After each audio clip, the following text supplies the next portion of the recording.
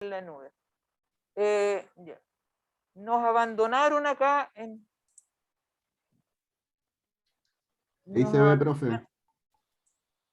Ahí sí, profe. Ya, ahí estamos compartiendo, está compartiendo pantalla y también están viendo la PPT. Bueno, entonces el tema de hoy es el modelo multivariable. Nosotros habíamos visto hasta ahora el modelo de regresión simple, pero el modelo de regresión simple es el modelo básico que se ve en econometría, en el análisis de regresión, pero obviamente no permite explicar todo el comportamiento de la variable dependiente, ¿de acuerdo? O sea, es muy raro que yo pueda explicar el comportamiento de un fenómeno, en general más que una variable, con una sola variable, ¿de acuerdo? Hay muchos más factores que pueden incidir en el comportamiento de una variable. Por ejemplo, cuando nosotros veíamos el rendimiento escolar en función del tamaño de los cursos, obviamente el rendimiento escolar, sobre todo de niños, va a depender de muchos factores, que sé yo, si el tamaño de los cursos, que también depende de habilidades innatas de los niños, depende si la alimentación, depende de la situación familiar, etc. Todas esas son variables, ¿de acuerdo? Entonces yo, para poder determinar realmente el rendimiento escolar, debería incluir todas esas variables, ¿de acuerdo? Lo mismo para el consumo, o sea, el consumo depende del ingreso, pero también depende de otras variables, depende de los gustos, depende de las preferencias, depende de una serie de condiciones, ¿de acuerdo? Entonces, el problema es que cuando nosotros omitimos variables, no incluimos todas las variables que realmente explican el comportamiento de un fenómeno, podría haber lo que se llama un sesgo de omisión, ¿de acuerdo? El sesgo de omisión. Entonces vamos a ver en qué consiste el sesgo de omisión.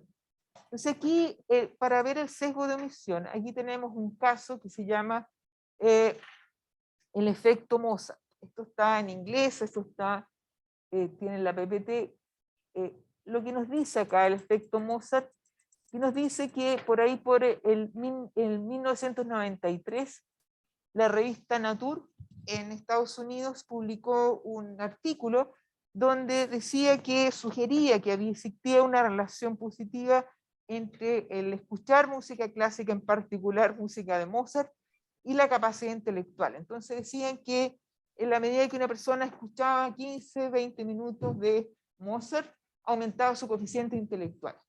Entonces, esto sorprendió a mucha gente, pero más que nada le levantó el espíritu a los padres de niños pequeños. Entonces, abundaron los CDs, por ejemplo, en algún estado de Georgia, en Estados Unidos, en ese periodo, se empezaron a regalar CDs de música clásica. Entonces, se editaron libros, textos de que los niños tenían que escuchar música clásica, los bebés, la mamá cuando estaba esperando a los niños, escuchaba música clásica, los niños iban a ser más inteligentes. Y efectivamente, se encontró, haciendo una serie de regresiones, se encontró que existía una relación positiva entre el desempeño escolar y la música clásica.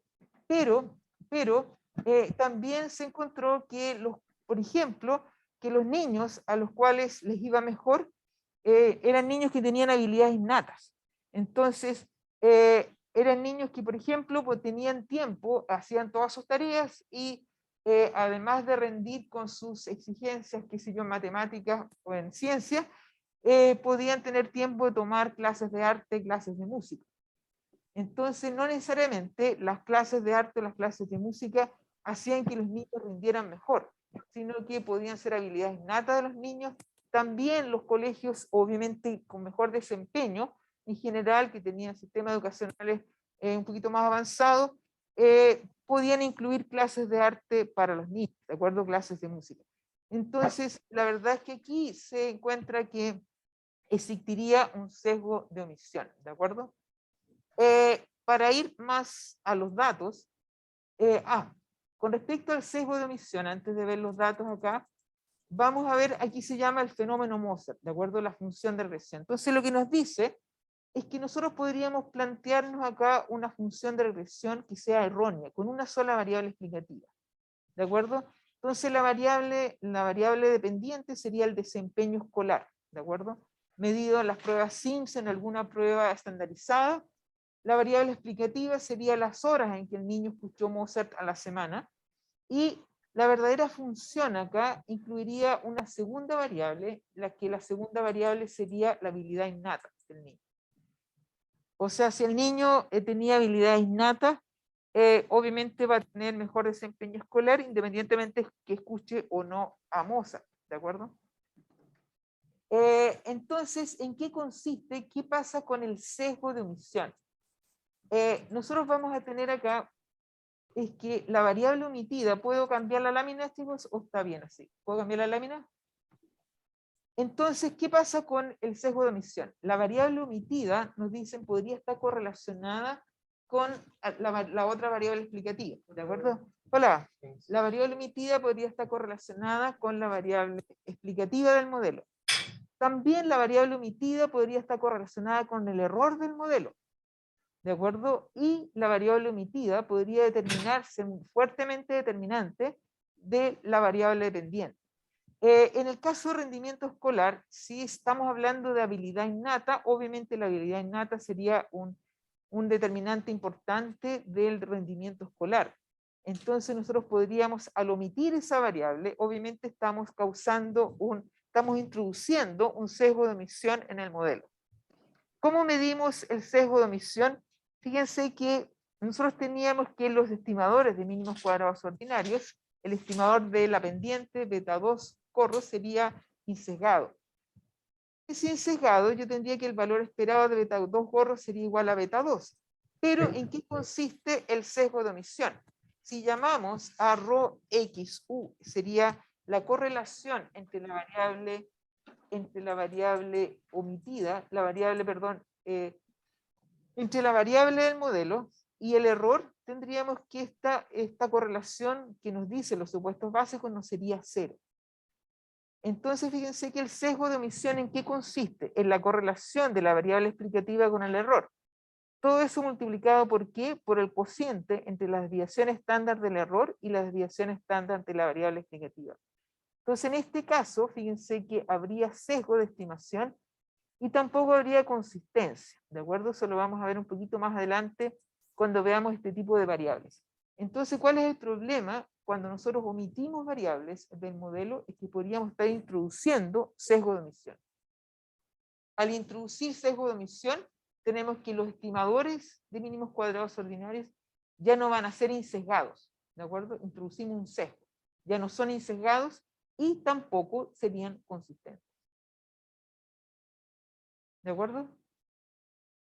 Entonces, obviamente, no da lo mismo estimar un modelo con una variable explicativa o con más de una variable explicativa. Para ver otro ejemplo, tenemos acá otro estudio que se hizo para ver justamente la relación entre el ingreso salarial y la calidad de la educación. Esto se hizo para Estados Unidos y aquí también es explicable para Chile, ¿no es cierto? En que Estados Unidos hay mucha diferencia entre las universidades estatales y las universidades privadas. Hay diferencia en el costo de la matrícula. Entonces pensemos acá, qué sé yo, la USACH frente a la Adolfo Ibáñez, ¿de acuerdo?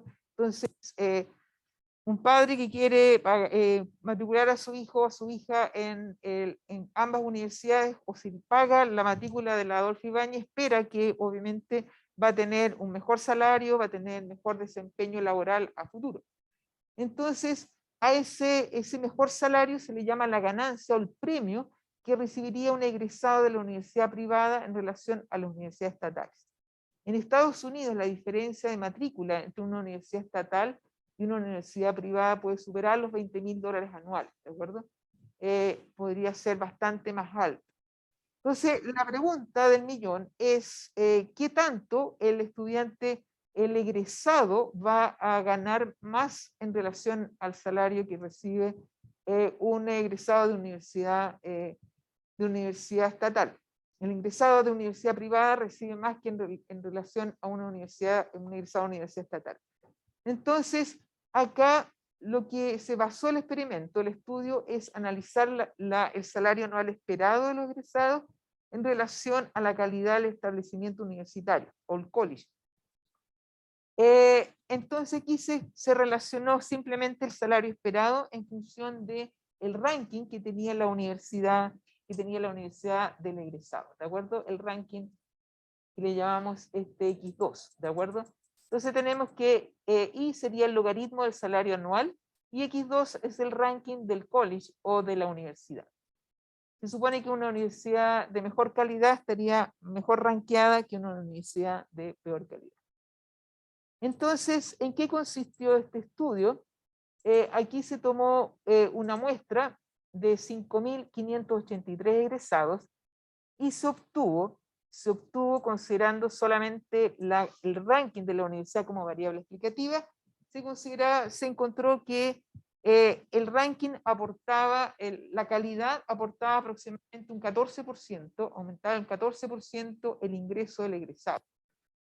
Pero cuando se incorporó como otra variable, una segunda variable explicativa, en el segundo modelo, se agrega el puntaje de ingreso a la universidad, se encuentra que el ranking aportaría, o la calidad aportaría solamente un 9,5% al ingreso del egresado. Pero cuando se agrega una tercera variable explicativa, creo que es el ingreso de los padres del egresado, el ingreso del hogar, fíjense que la calidad de la universidad solamente aportaría un 8,6% al ingreso del egresado y el ingreso de los padres aportaría casi un 21,9%, casi un 22%. Entonces, aquí obviamente estamos ante un problema de sesgo de omisión. O sea, tiende a sobreestimar. Si nosotros consideramos solamente el ranking de la universidad, estaríamos sobreestimando la importancia del premio que recibe el alumno, el egresado, por estar en una universidad mejor rankeada. Otros factores, las habilidades innatas, podrían ser las pruebas de selección de ingreso a la universidad, y obviamente el ingreso de los padres. Ahora, ¿en qué incidiría el ingreso de los padres?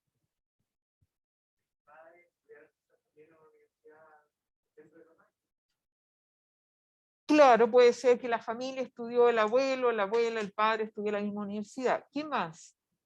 ¿Pero qué más puede estar reflejando eso? Acceso a la cultura o algo. Una posición social. Mayor nivel educacional, claro, podría ser mayor nivel educacional de los padres y obviamente incide en el desempeño del hijo, de la hija, y también una red de contactos, ¿cierto? Una red de contactos de los padres que obviamente va a incidir obviamente en las oportunidades laborales, por lo menos de ingreso a la universidad que tenga el hijo o la hija, ¿de acuerdo?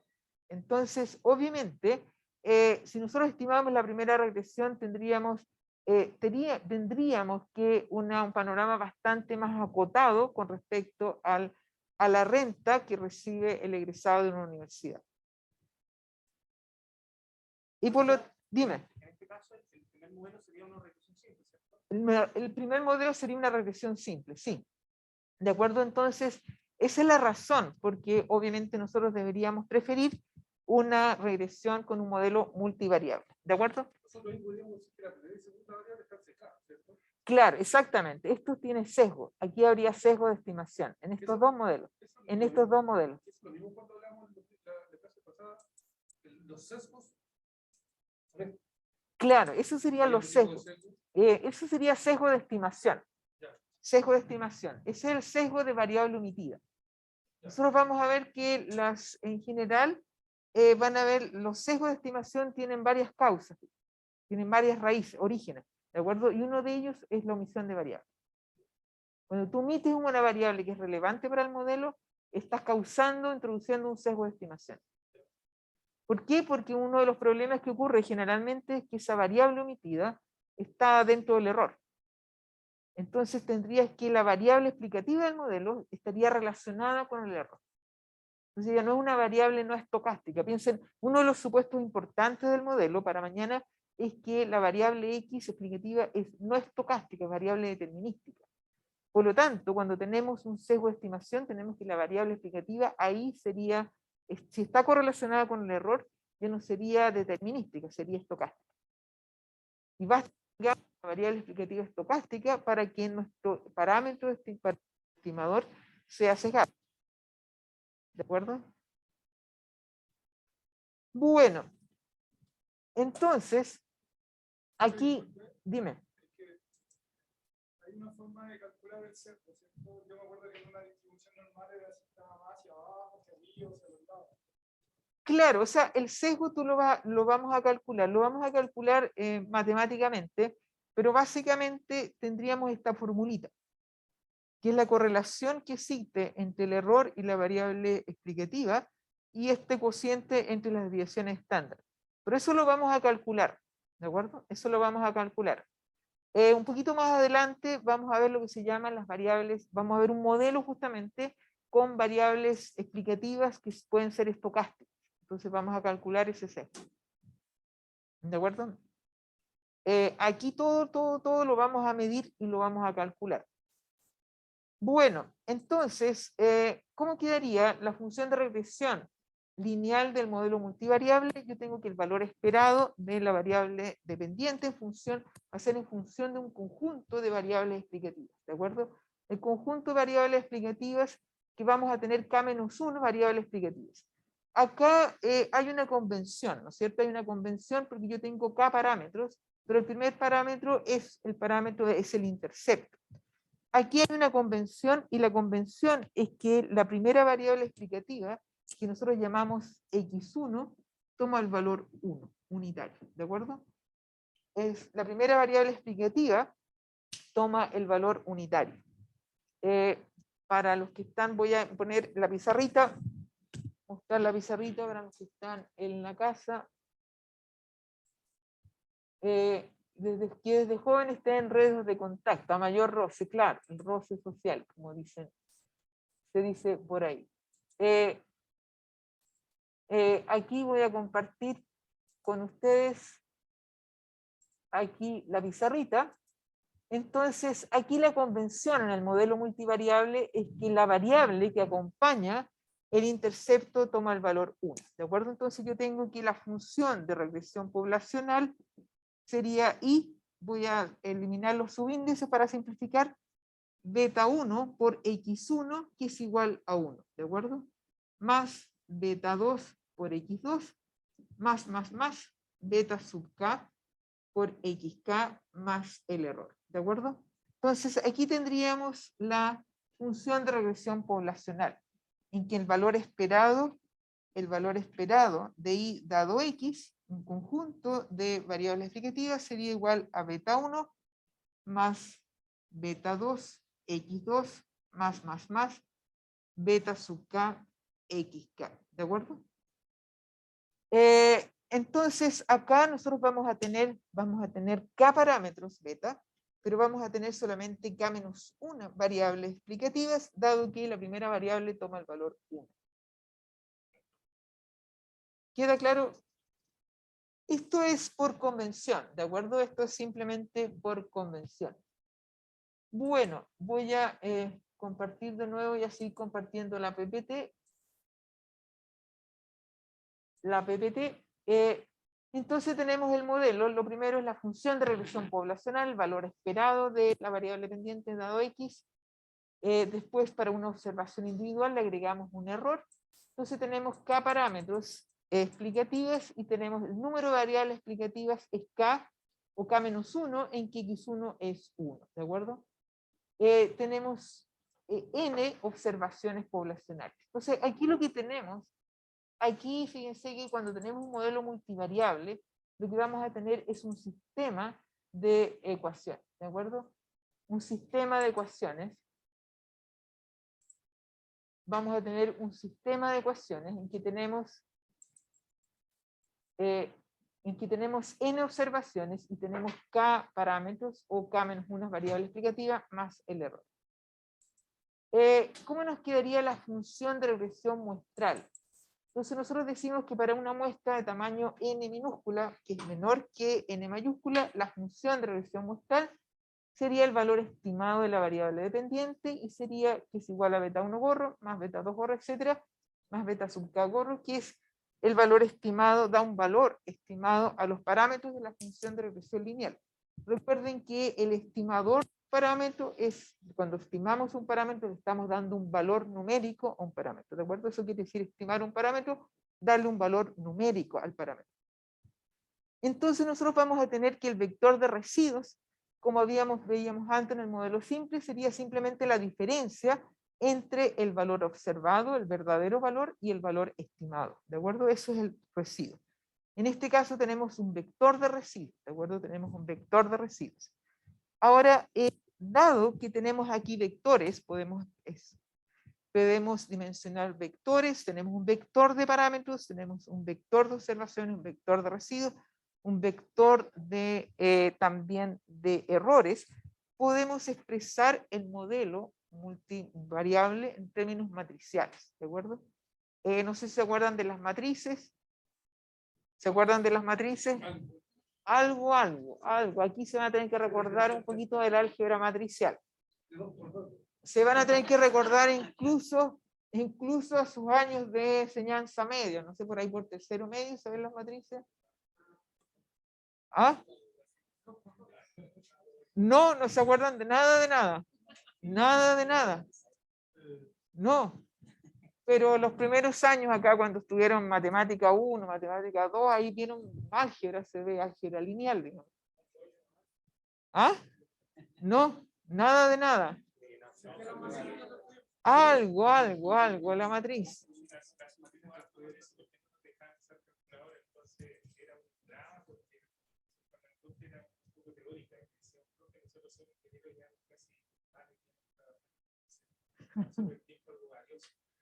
La profe insistía en que la universidad académica tenía que hacer todo el proceso a mano, lo cual era muy arduo. La mecánica. Calcular la matriz, invertir la matriz de 3 por 3, de 4 por 4. Reducir matrices.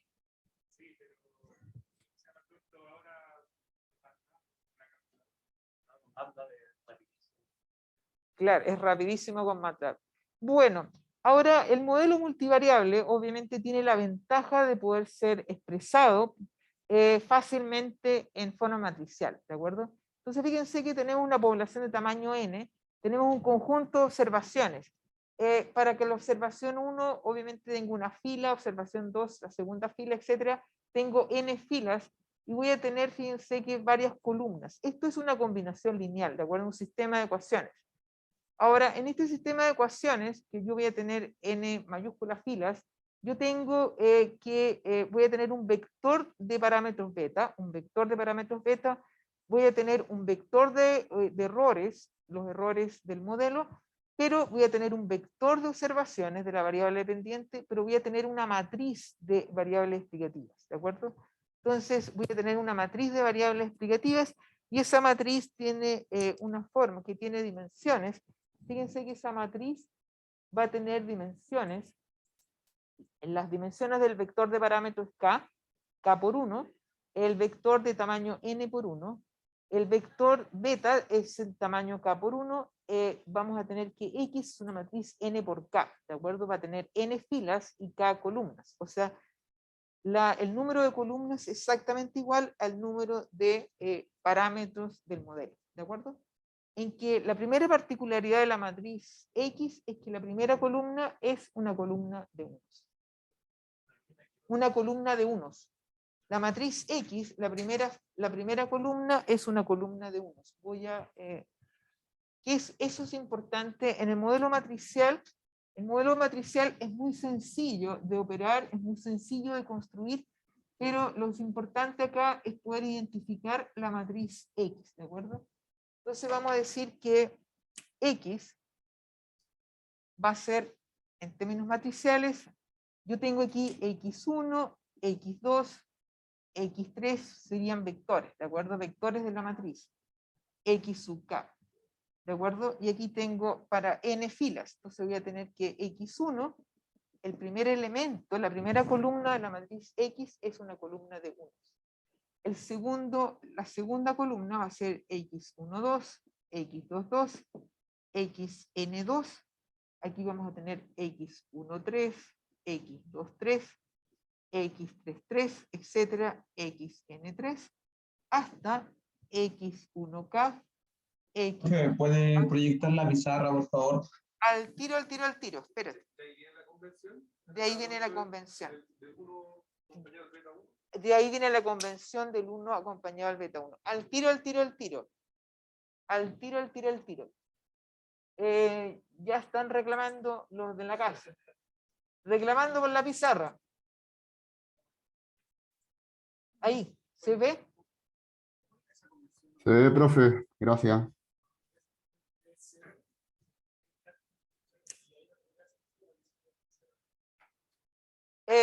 ¿Por qué? Porque fíjate que tú estás... ¿Qué es lo que acompaña el primer parámetro beta 1? Un 1. Entonces nosotros decimos que esa es la variable x1, que está oculta ahí. Que está oculta, de tal manera que nosotros podríamos decir que en la práctica tenemos k-1 variable explicativa, pero nosotros podríamos decir, mira, tenemos k variable explicativa, pero la primera variable toma el valor 1. x1 es igual a 1. Porque de esa manera, para poder operar acá, tenemos que tener conformidad entre el número de parámetros y el número de columnas de la matriz X. ¿O no? ¿Se acuerdan las propiedades de las matrices? ¿Sí? ¿Queda claro, chicos? ¿Queda claro para los que están en la casa?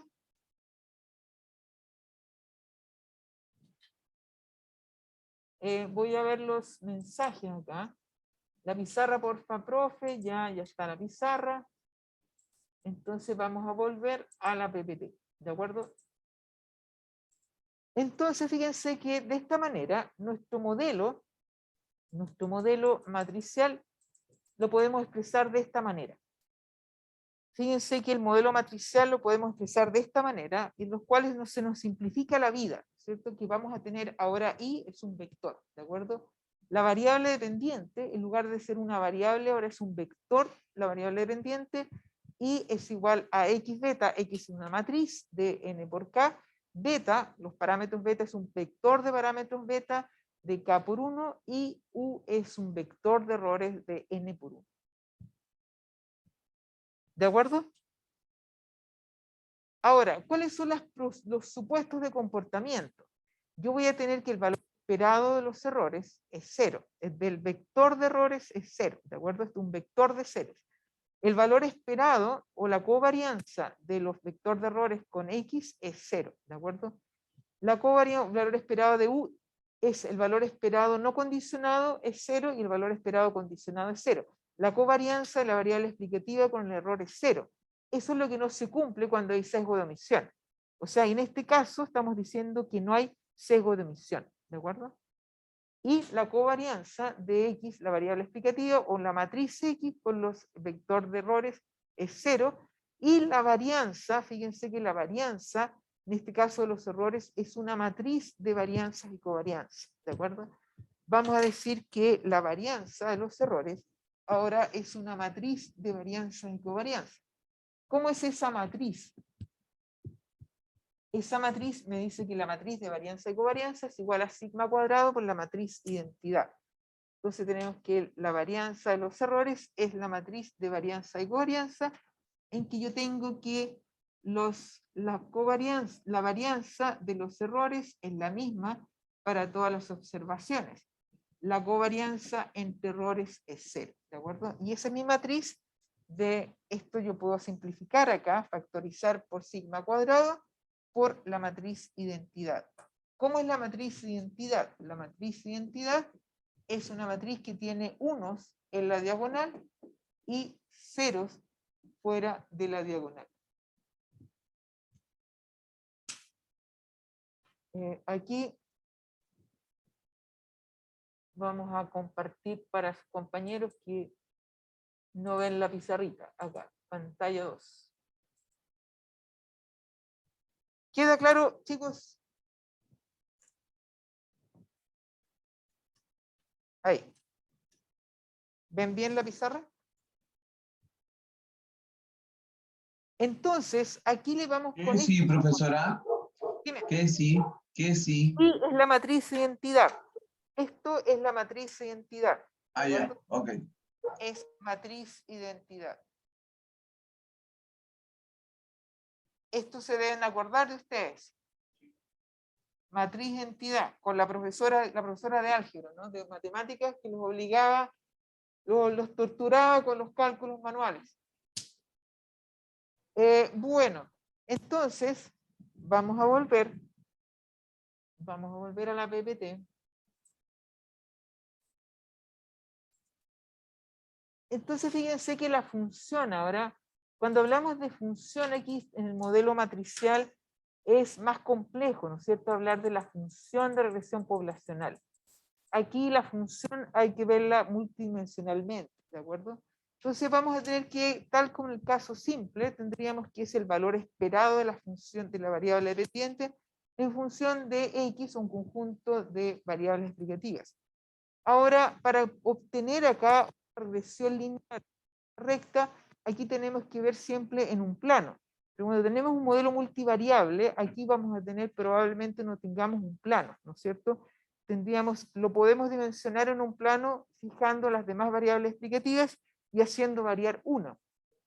De esa manera podríamos ver un plano, pero si hacemos variar todas, vamos a tener una figura multidimensional. ¿De acuerdo? La función, por eso hablamos función entre comillas, ¿de acuerdo? Porque la función existe fijando las demás variables y haciendo variar solamente una. La función en este caso, regresión lineal muestral, va a ser simplemente el valor esperado el valor estimado de la variable dependiente en función de X. ¿Cómo me quedaría? Y gorro me va a quedar X por beta gorro, ¿de acuerdo? En que X es la matriz, beta gorro.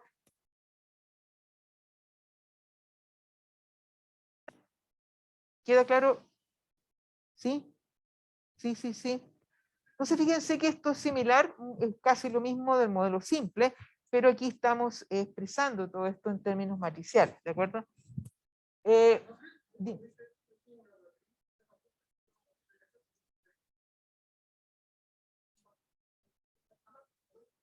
No, X es una matriz.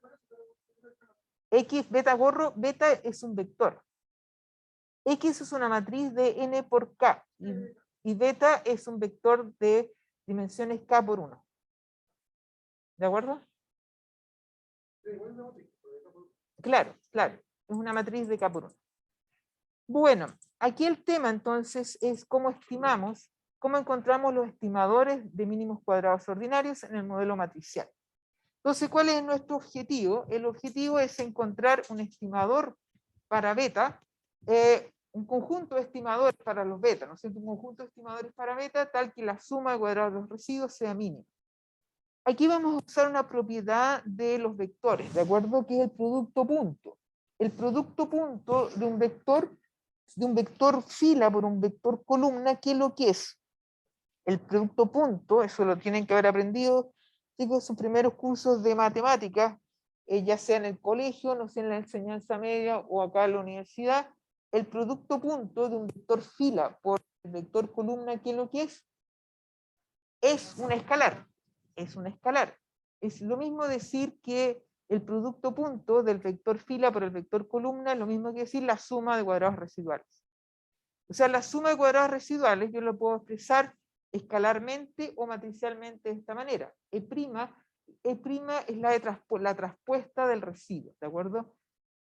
Con la coma arriba, eso vamos a decir que es la traspuesta o sea, el vector fila del vector de residuos, el vector fila de los residuos por el vector columna, ¿de acuerdo? Entonces, prima E sería el producto punto del vector de residuos, que es un escalar. Entonces, ¿qué es lo que era el vector de residuos? Nosotros dijimos que el vector de residuos era la diferencia entre el vector de observaciones, de variables observadas, la variable dependiente observada, menos el vector de la variable dependiente estimada, ¿de acuerdo? Entonces tenemos acá, sería el producto punto del vector de residuos por el vector fila por el vector columna. Entonces me queda que la suma de cuadrados residuales sería I menos I gorro prima por I menos I gorro. Operando esto voy a tener I prima, esto está traspuesto, la traspuesta de I por I, ¿sí? Como el cuadrado de I, menos 2 veces beta gorro X prima por I, porque aquí tengo I prima y gorro dijimos que era x beta gorro. Entonces me queda que esto es y gorro, y prima por y gorro es lo mismo que y gorro por y, ¿de acuerdo? Por lo tanto tengo dos veces beta gorro prima, x prima y. Y tengo este producto, y gorro por y gorro, me queda más, me queda menos por menos, me queda más dos veces beta gorro prima por x prima, x por beta gorro. ¿Queda claro esto? ¿Sí? Cuando hablaba de la suma de los valores iguales era una sumatoria y ahora es una hacemos porque el producto se da la sumatoria. Porque en el producto punto se da la sumatoria. Claro, nosotros en términos escalares hablábamos de la sumatoria. Ahora estamos hablando del producto punto, estamos hablando del vector de residuos, pero tenemos que justamente la propiedad que nos dice que el producto punto de un vector es exactamente igual, es un escalar, y es exactamente igual a la sumatoria. Entonces, si no queda claro esto, chicos, lo que hicimos acá, ¿queda claro esto? ¿Lo ven o no lo ven? ¿Se convencen o no se convencen? Hay que digerirlo. A ver, nosotros tenemos que la suma de cuadrados residuales es y menos y gorro, esto prima, he traspuesto, esto es mi producto punto, y menos y gorro. Al tiro voy a compartir la pizarrita, ¿de acuerdo? Aquí estamos en la pizarrita, pantalla 2.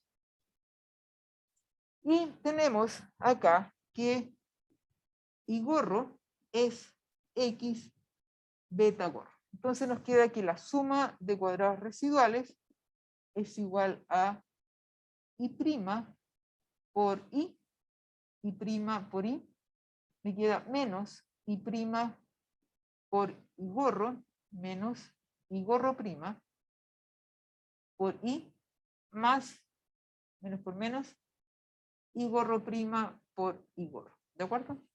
Entonces me queda que la suma de cuadrados residuales es igual y prima por y.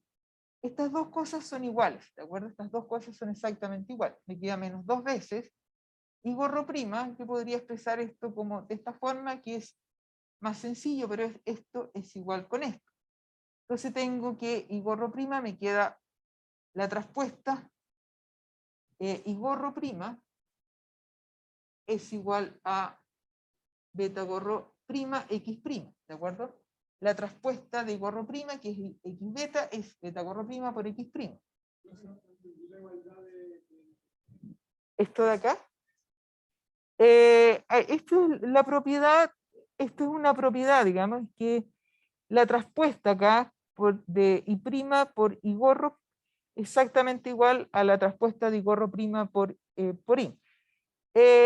Déjalo así y después cuando veamos el estimador de mínimos cuadrados ordinarios lo vas a demostrar, se demuestra fácilmente. ¿De acuerdo? Por ahora asumamos que es así. Al multiplicar la forma que hice, al mismo resultado. Al multiplicar, claro, es claro. Claro, porque al multiplicar es como dice tu compañero, multiplicar estas dos matrices te da el mismo resultado. ¿De acuerdo? Entonces, ¿qué es lo que nos queda? La traspuesta de y gorro prima. La respuesta de y gorro me queda beta gorro prima por x prima por y. Esto que tenemos acá, ¿de acuerdo? Después nos queda más y gorro prima, nos quedaría beta gorro prima por x prima, y gorro es x por beta gorro. ¿Queda claro? Entonces nos queda, fíjense que vamos a minimizar esta función. Vamos a minimizar esta función, que es la suma de cuadrados residuales. ¿Y qué es lo que queremos encontrar? Queremos encontrar beta gorro que haga mínima la suma de cuadrados residuales. Entonces, ¿cómo encontramos las condiciones de primer orden? Derivamos. Ahora, ojo, aquí estamos derivando. Esta es una derivación vectorial, ¿de acuerdo? Aquí estamos derivando con respecto al vector beta gorro. Esto es lo mismo que derivar con respecto a beta 1, beta 2, beta 3, etc. Beta sub k. ¿De acuerdo? Entonces, ¿qué tenemos? Vamos a derivar y aquí nos queda menos 2 por x' por y. nos queda más 2, esto es un cuadrado, ¿de acuerdo? Nos queda más 2, nos queda por x', x, por beta gorro es igual a 0. Las condiciones de primer orden. Entonces se nos cancelan los dos y nos queda que x', x por beta gorro es igual x', y. ¿Cómo despejo acá? ¿Cómo despejamos? Voy a premultiplicar a ambos lados por x', x a la menos 1. Entonces voy a obtener x', x a la menos 1, x', x por beta gorro es igual x', x a la menos 1, x', y. ¿Qué tenemos acá? ¿Qué es esto de acá? Esto de acá. ¿Qué es x', x a la menos 1 por x', x?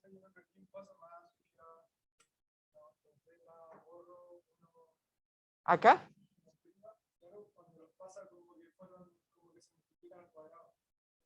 Acá. Tú tienes beta gorro prima por x'.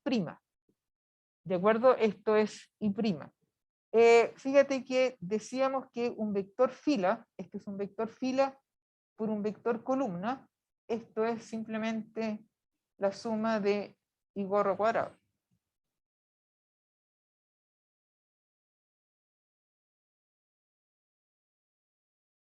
Entonces decir acá beta gorro prima por x' por beta gorro es hablar del cuadrado, de este es un cuadrado. ¿Queda claro, chicos? Esto sería la suma. Esto sería la suma. Lo que pasa es que estás descomponiendo esa suma. Porque aquí tienes tu matriz cuadrada. Esta es una matriz cuadrada. X', x es una matriz cuadrada. Entonces fíjate que y' gorro por y gorro te queda la beta gorro prima. Este es un vector columna por una matriz cuadrada por un vector columna. Un vector fila por una matriz cuadrada por un vector columna. ¿De acuerdo? Entonces al derivar acá, derivamos como si fuera escalar. Estamos derivando, nos queda dos veces, porque estamos derivando con respecto a beta. Aquí tenemos el cuadrado de beta. ¿De acuerdo? Entonces nos queda dos veces por x', x por beta gorro. Nos queda una sola vez beta gorro. ¿De acuerdo? ¿Queda claro acá? Y entonces, ¿qué es lo que es esto de abajo? Aquí nos queda, esto nos queda menos, se nos cancelan los dos, menos x', y es igual a x', x, la matriz cuadrada por beta gorro. Esto que está restando acá, lo pasamos acá sumando para el otro lado. ¿Y cómo despejamos beta gorro? Premultiplicamos a ambos lados por x', x a la menos 1. Nos queda x', x a la menos 1 por x', x. ¿Qué es lo que es esto que tenemos acá? La matriz cuadrada y su inversa, y eso es la matriz identidad. La matriz identidad. Por lo tanto, ¿cómo nos va a quedar el estimador? El estimador nos quedaría finalmente la matriz identidad, la matriz identidad por beta gorro, mínimos cuadrados ordinarios, es igual a x', x a la menos 1, x', y. Esto es beta gorro. Nos queda beta gorro de mínimos cuadrados ordinarios, es la matriz cuadrada, la inversa de la matriz cuadrada, x', y.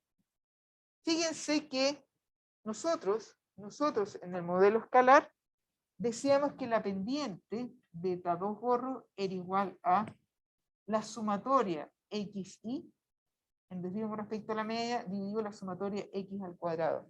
Estas dos cosas se parecen. Ese beta es un vector, ¿de acuerdo? Ese beta es el vector de parámetros es un vector de k parámetros, beta. ¿Queda claro? ¿Queda claro, chicos? Hay que estudiar, darle vueltas. Tienen que darle un poquito de vueltas, pero la idea es, esto no es tan complejo, es trabajar un poco las matrices, ¿de acuerdo? Trabajar un poquito las matrices, las propiedades de las matrices. O sea, el estimador que nosotros encontramos acá es muy similar al estimador escalar. Muy similar. O sea, aquí tenemos esta matriz, es la matriz cuadrada, x' a la menos 1 es como la sumatoria x al cuadrado. La inversa de la sumatoria x al cuadrado es 1 dividido por la sumatoria x al cuadrado. En ambos casos tenemos la inversa. Esta es la matriz inversa escalar, esta es la matriz inversa matricial. Y aquí tenemos x', vector, en este caso es la matriz, por y es similar a la sumatoria x por y en términos escalares. X' es la matriz cuadrada que es equivalente a la matriz, a la sumatoria de x al cuadrado. X' es una matriz cuadrada y esto es equivalente a la sumatoria de x al cuadrado. La inversa de esta matriz, x' a la menos 1, en términos escalares es 1 dividido por la sumatoria de x al cuadrado.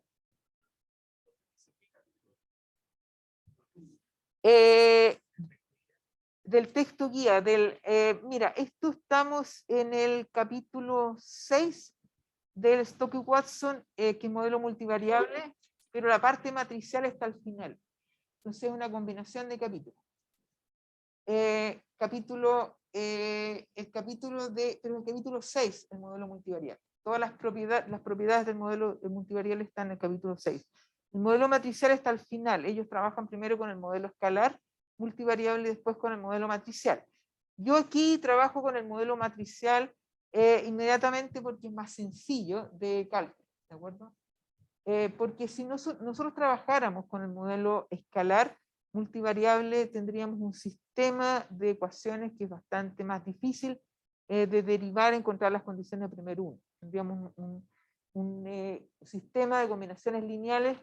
Para mí el modelo matricial es bastante sencillo de operar. O sea, la complejidad aquí es recordarse algunas propiedades básicas de las matrices, de las propiedades de la traspuesta, la multiplicación de matrices, básicamente es eso.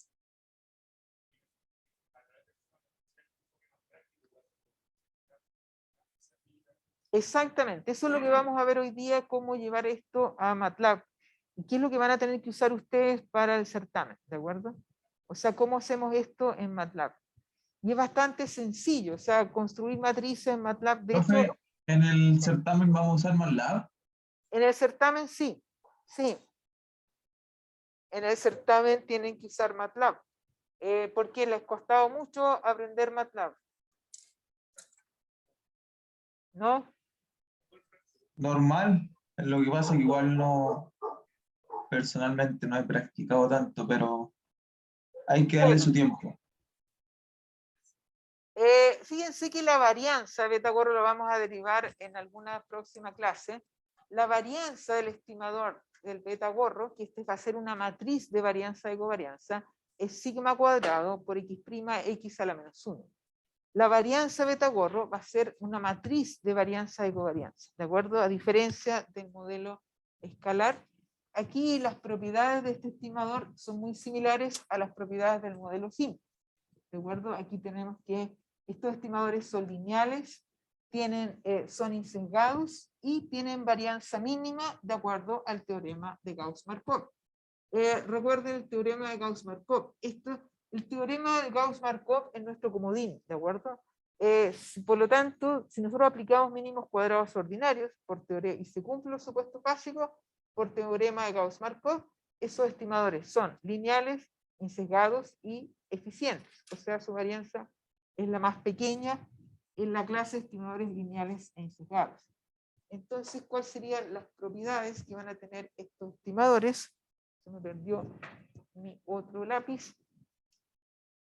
Entonces tenemos que las propiedades, voy a compartir al tiro pantalla de los estimadores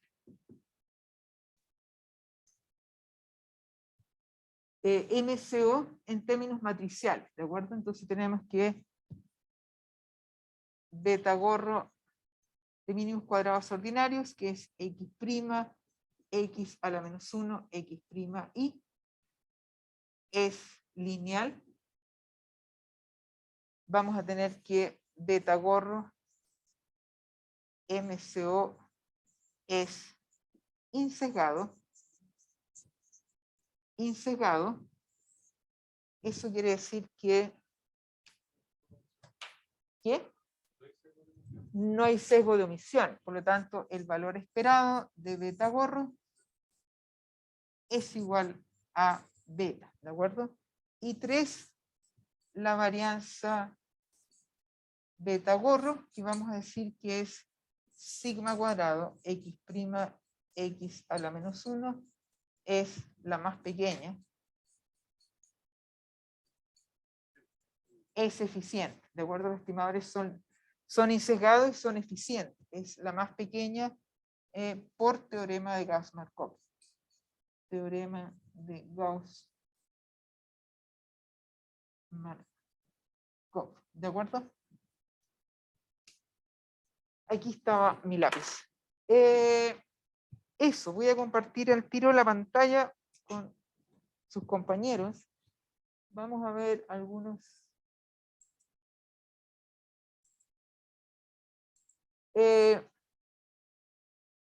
Bueno.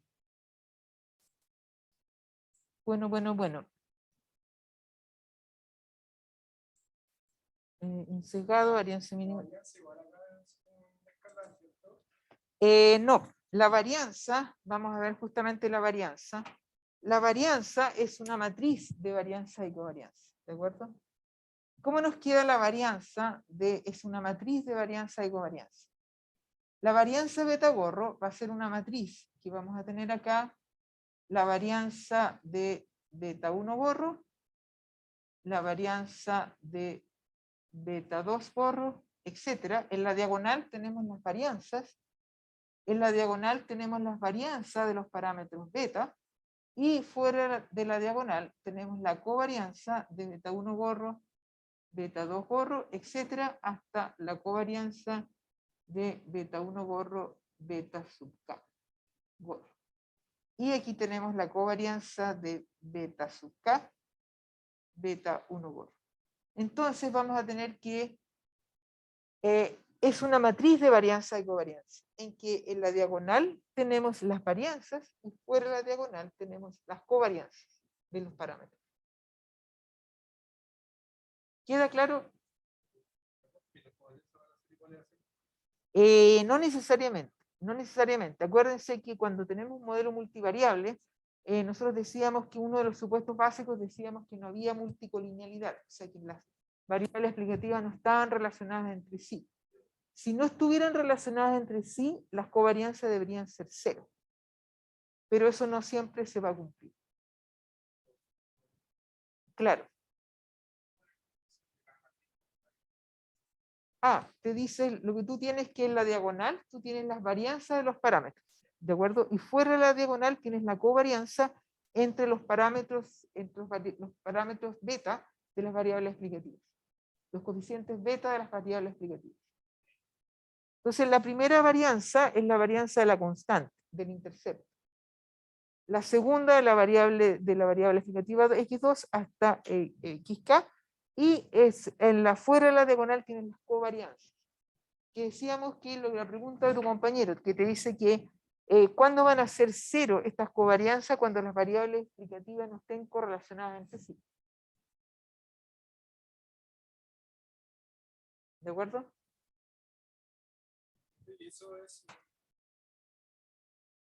tiene que ser con dos betas nada más, porque si fuesen 3, voy ampliando como una caja, ¿no? No, pues aquí tienes, esto vas a tener, esto es, ¿qué dimensiones tiene esta matriz de varianza y covarianza?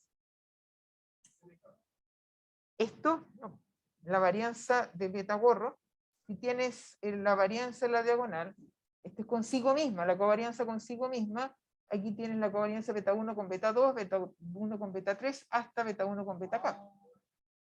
Hasta. Entonces, ¿qué dimensiones tiene? K por K. K por K. Es una matriz cuadrada, K por K. Si tenemos dos variables, si tenemos dos parámetros, sería una matriz de 2 por 2. ¿Queda claro, chicos? Los que están en la casa, ¿queda claro, chicos? Sí. No se ve muy bien porque está la pantalla chica. Hay que repasar.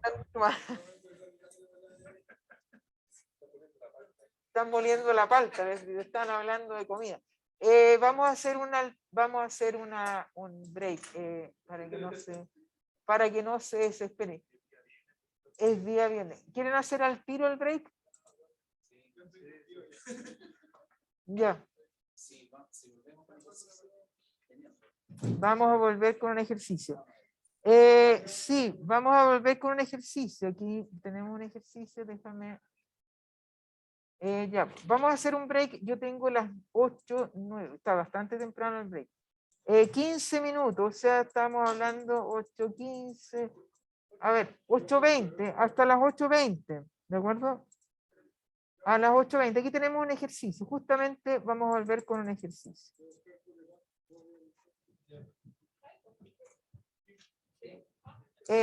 A ver, alguien que llegó más tarde y no tiene... ¿Tú tienes enunciado? Comunicación para apoderado. ¿Ustedes tienen enunciado? Sí, yo les voy a subir, les voy a mandar, para los que están en la casa, les voy a mandar un enunciado, se los voy a mandar por WhatsApp. Sí, pero no es este al fin, vamos a ver otro al final. Pues vamos al final de la clase. Les dio hambre, un café, un tecito. Cuando termine el curso, bueno, no sé cómo será su carga académica, pero cuando termine este curso van a liberar sus días viernes, van a decir, qué maravilloso que son los viernes.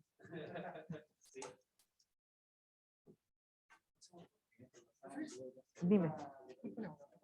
Dime. Este libro parece que tengo dijo 2 libros. Sí, porque Uno es lo puedo ese, cargar. el Este que lo tengo en Bujarati, español. ese Bujarati y también es el Stokes Watson. El Stokes Watson que está en... Yo tengo la última versión, en la del 2019, está en inglés, pero hay una versión que está en español, que está en PDF. Entonces yo le subí los links. El Stokes Watson. El Stokes Watson, ¿no lo pudiste descargar? Pero,